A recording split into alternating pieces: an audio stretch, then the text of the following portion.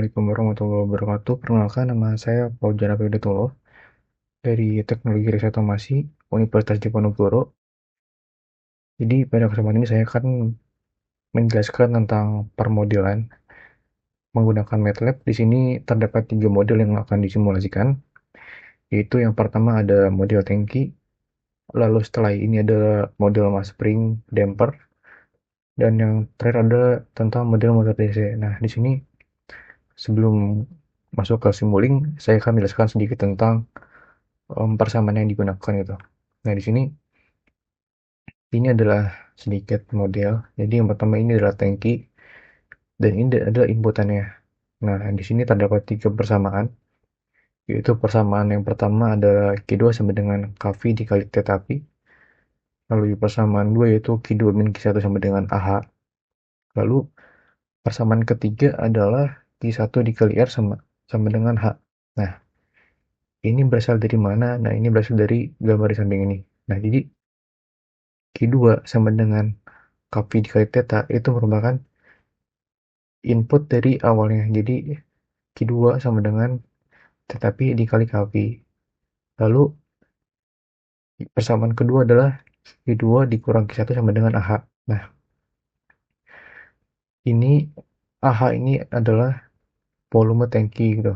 Jadi A ini adalah lebarnya dan H ini tingginya. Didapatkan dari Q2 diambil Q1. Lalu untuk mendapatkan tinggi, kita perlu mengkalikan nilai Q1 dikali dengan R. R ini merupakan hambatannya. Nah, jadi itu adalah 3 persamaan yang akan kita gunakan ke model simuling. Nah, ini coba kita beralih ke simuling. Nah, ini ada rangkaiannya. Di sini menggunakan beberapa function block, yaitu pertama ada RAM untuk sinyal. Lalu di sini ada beberapa gen, ada 3 gen, gen KV, gen R, dan juga gen A. Lalu juga ditambahkan derivatif dan juga scope dan juga sum.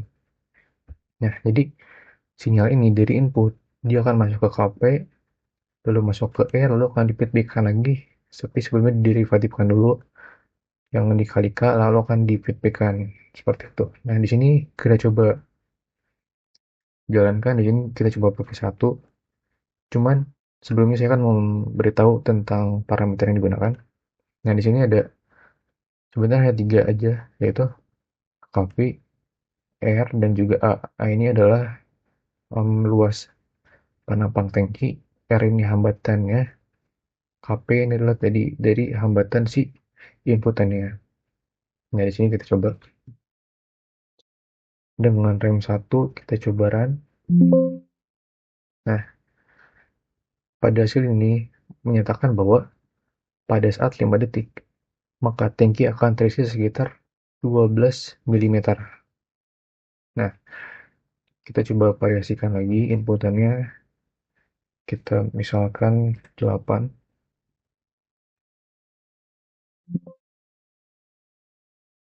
Nah, pada grafik ini akan tampil berbeda. Jadi, pada saat input yang 8, maka pada saat 5 detik, tangki akan terisi sekitar 100 mm. Nah, jadi terdapat perbedaan ya. Nah, mungkin ini model yang pertama. Selanjutnya kita akan tambahkan model lain pada tangki.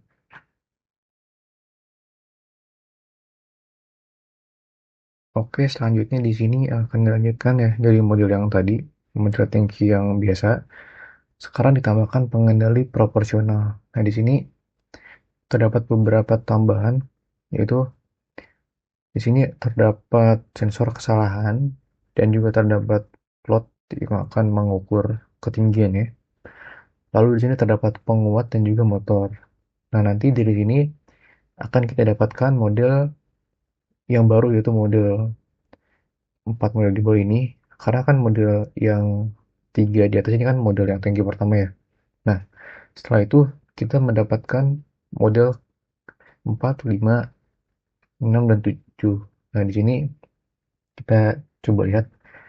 Di sini dari model pertama, yaitu model tangki dan juga input saja, lalu ditambahkan dengan controller, op amp sebagai penguat, motor, lalu plot sebagai indikator ketinggian. Nah, di sini kita bahas dari plot ini. Jadi plotting ini seperti sensor ketinggian. Nanti dia akan menghasilkan nilai keluaran ketinggian. Lalu di sini adalah sensor kesalahan. Ini untuk mengoreksi antara plot dan juga em, angka realnya. Nah, nanti dari data ini dia akan dikirimkan ke op-cam lalu akan menggerakkan motor. Nah, seperti itu. Maka didapatkanlah R min H dikali KE sama dengan E. Lalu di sini I sama dengan KA dikali E. Nah, dapat dari mana? Dapat dari E ditambah dengan KA gitu. Nanti akan menghasilkan tegangan. Nah, di sini kita akan coba langsung ke simulink saja. Nah, ini ada file simulink ya. Nah, jadi di sini terdapat beberapa subsistem, yaitu ada subsistem controller yang dari 4 persamaan yang baru tadi. Lalu di sini adalah subsistem dari tangki atau yang tadi sebenarnya kita coba. Jadi tadi tuh sinyal rem dan skopnya dilepas dan derivatif juga dilepas. Lalu kita buat subsistem dan akhirnya ditambahkan dengan subsistem controller. Nah, di sini mulai dari input terdapat beberapa gain berdasarkan rumus tadi ya. Ada gain K dikali K, lalu ini ada gain lagi, lalu di sini juga ditambahkan integrator untuk mengintegralkan, lalu outputnya akan dikalikan lagi dengan 1/n, seperti itu. Nah, di sini untuk set pointnya yaitu adalah 0,3. Jadi harusnya saat sistem ini dijalankan dia harus mencapai 0,3. Nah, di sini kita coba jalankan. Cuman sebelum itu kita lihat dulu parameternya. Nah, ini adalah beberapa parameter. Dimulai dari yang tadi, lalu di sini ada ditambah dengan KE, KA atau OPM, dan juga ini ada N. Nah, ini kita coba jalankan.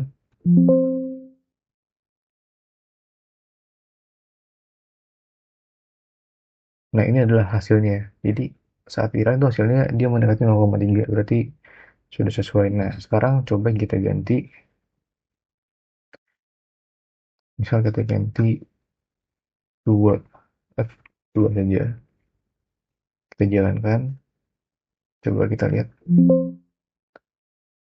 Nah, di sini didapatkan nilai sekitar 0,2. Artinya jauh dari set point itu 0,3. Nah, sekarang kita coba lagi ganti. Misal kita pakai 120.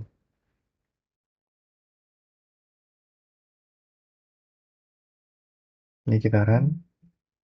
Lalu kita lihat modelnya. Nah, di sini didapatkan nilai yang bagus ya. Coba kita dekatkan lagi.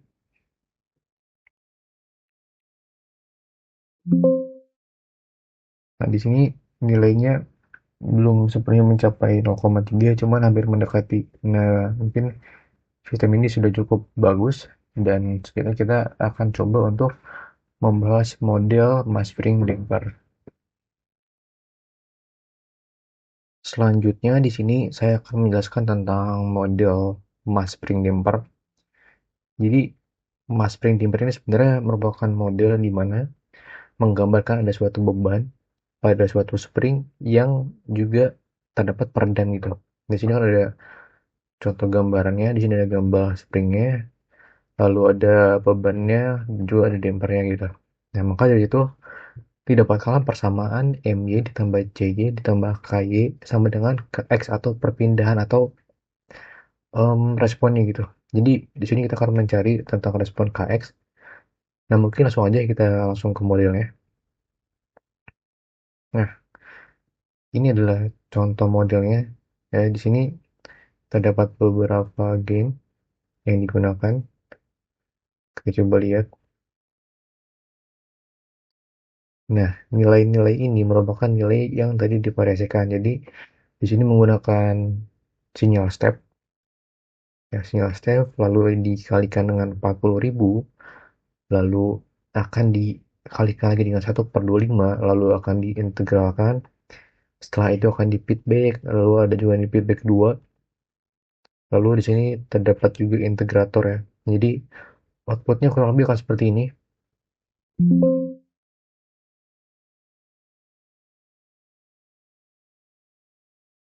Nah, ini adalah respon dari spring damper ya. Jadi di sini saat terjadi tumbukan, maka responnya yang pertama akan terjadi osilasi. Lalu di sini terlihat osilasi selama 2,5 detik. Setelah itu dia akan stabil. Nah, seperti itu. Ini adalah contoh dari hasil simulasi dari spring damper. Di sini menggunakan beberapa function block, yaitu adalah step, gain, add, integrator, dan juga scope. Nah, lalu sekarang akan ditambahkan dengan model transfer function. Nah, di sini kita lihat di sini terdapat transfer function yang menyempurnakan dan ditambahkan ya fiturnya dibandingkan dengan model mass spring yang tadi. Nah, di sini terdapat tambahan yaitu transfer function ya. Di sini kita coba jalankan. Nah, ini adalah untuk hasil dari kedua grafiknya. Nah, sebenarnya hasil ini sama saja sebenarnya. Tidak terlalu jauh karena responnya sama-sama, cuman di sini ditambahkan transfer function saja. Karena kalau di sini dapat dilihat dari kedua grafik ini, nah dia ini sama merespon dari detik pertama sampai 2,5 detik itu mengalami osilasi, lalu setelah itu mengalami stabil. Nah, di sini kita coba pada grafik gabungannya.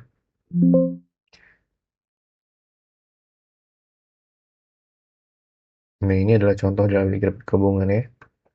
Ya, di mana di sini kita lihat di sini karena dimulai dari 1 detik, jadi di sini terdapat osilasi selama 1,5 detik. Nah, di mana dia sampai berosilasi dengan tertinggi sekitar 1,8, lalu selama dari detik pertama sampai detik 2,5 dia mengalami osilasi dan akhirnya stabil. Nah, ini kita coba sedikit variasikan nilainya. Misal kita ubah menjadi 5. Jadi sebenarnya 5 ini adalah awal mulai sinyal itu. Nah, di sini kita coba tambah. Jadi hasilnya akan sama, cuman dia mulai dari detik 5. Seperti itu. Jadi responnya tetap sama ya. Nah, selanjutnya akan dijelaskan tentang model sistem motor DC.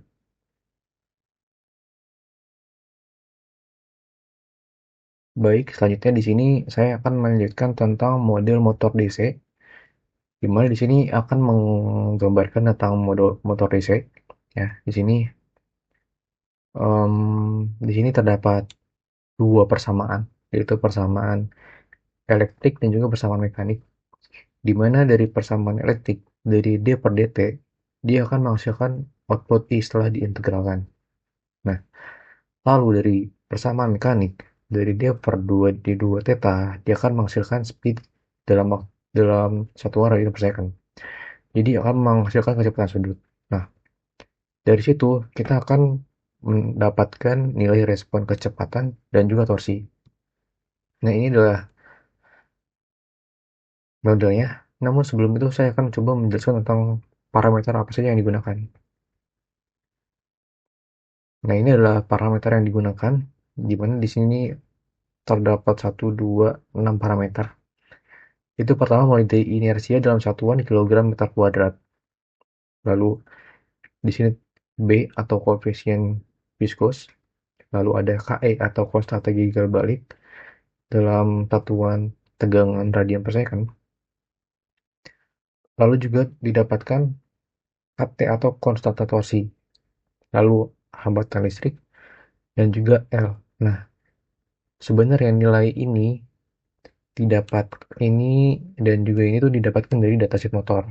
Seperti itu. Jadi ini merupakan nilai dari datasheet motor yang dimasukkan ke dalam MATLAB untuk menggambarkan sesuatu motor seperti itu. Nah, di sini coba kita jalankan. Ya, lalu kita balik ke model. Dari sini kita coba jalankan untuk modelnya. Nah, sebelumnya saya akan jelaskan tentang function block apa saja yang digunakan. Di sini menggunakan input, lalu output juga. Lalu di sini juga terdapat seperti yang saya jelaskan karena ada persamaan elektrik dan juga persamaan mekanik. Jadi kedua itu digabungkan dengan variabel tersebut, maka akan menghasilkan dua output utama, yaitu dari persamaan mekanik akan menghasilkan kecepatan sudut, lalu pada persamaan elektrik akan menghasilkan arus. Nah, kita coba jalankan responnya. Nah, di sini terdapat scope speed. Nah, kita coba kecilkan dulu. Nah, scope speed ini dia mengalami respon walaupun tidak steady state, tapi responnya seperti ini. Nah, lalu kita lihat torsi. Di sini kan tertinggi 1. Kita lihat torsi dalam Nm per A. Nah, untuk responnya kurang lebih sama, cuman terdapat nilai yang beda gitu.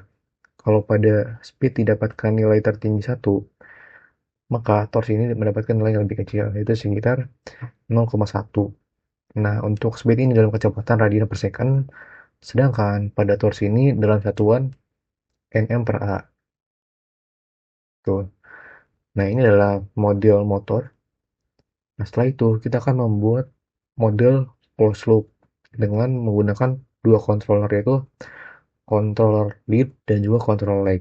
Nah, di sini kita lihat saya sudah membuat model ini. Jadi di sini ada dua controller, yaitu controller lag dan juga controller lead. Dengan menggunakan model motor yang sama, ini model yang sama yang saya copy. Lalu outputnya akan saya gabungkan dengan satu scope, sehingga nanti kita bisa lihat perbandingannya.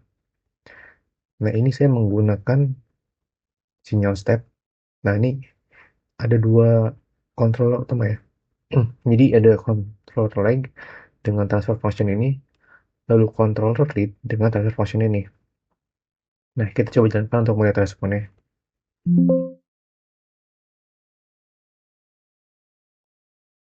Nah, ini adalah responnya.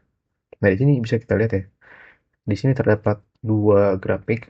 Jadi yang kuning ini merupakan controller lag atau yang atas ini. Sedangkan yang controller lead ini grafiknya yang biru. Jadi kalau yang lag itu responnya lebih lambat, sedangkan yang lead itu responnya lebih cepat. Ya, tentu dari kedua model ini ada tujuannya.